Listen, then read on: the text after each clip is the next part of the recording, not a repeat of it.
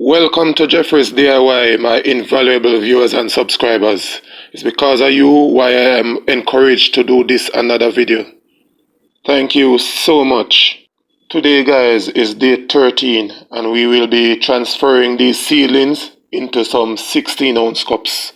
So continue watching. So right about now we're gonna be inserting some holes into the base of these 16-ounce cups, and the sole purpose of that is for proper drainage. So 4 holes will be placed in each of these cups. After which I'm gonna line out these cups because we will be placing the soil mix into these cups. So the ratio for my soil mix will be 60% garden soil, 30% compost and 10% cow dung manure. I already went ahead and did the pre-mixing before the shooting of this video, so what I will do now is to go ahead and just place those mixtures into these cups. I will not be filling these cups all the way up. I will be filling them to about say 3/4. There's a reason for doing that, and all of that will be explained later on in this video. So what I will be doing next after filling these cups is to get a container with some water. I'm going to irrigate this mixture before starting placing the seedlings, making sure it is well moist before creating the holes for these seedlings. So what you will notice is 1 hole to the center of each cup. So now that all of that is done, I just go over and grab the container with the seedlings. So as you will notice guys, this is a very healthy set of seedlings. So right about now guys, I'm just going to soften the soil a bit so the seedlings can be easily removed. I'm going to be as gentle as possible in removing these seedlings from this container. See a very nice root development right there. I'm just going to place it inside its new home. And I'm sure going to be equally as gentle with the others as well. So guys, now that all the seedlings are placed, I'm just going to go ahead and firm up the soil around them.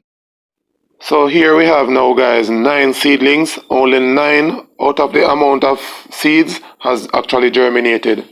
That is not bad because I'll be having 9 additional plants.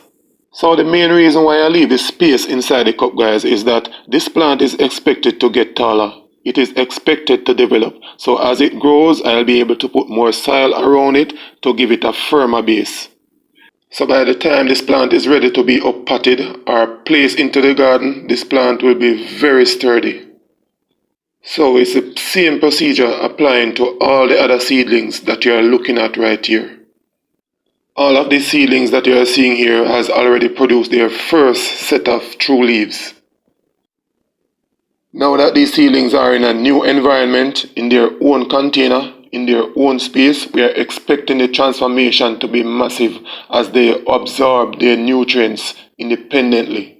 We are expecting the recovery of these seedlings to be very fast, so in a while from now we should be seeing the production of additional leaves, new leaves forming.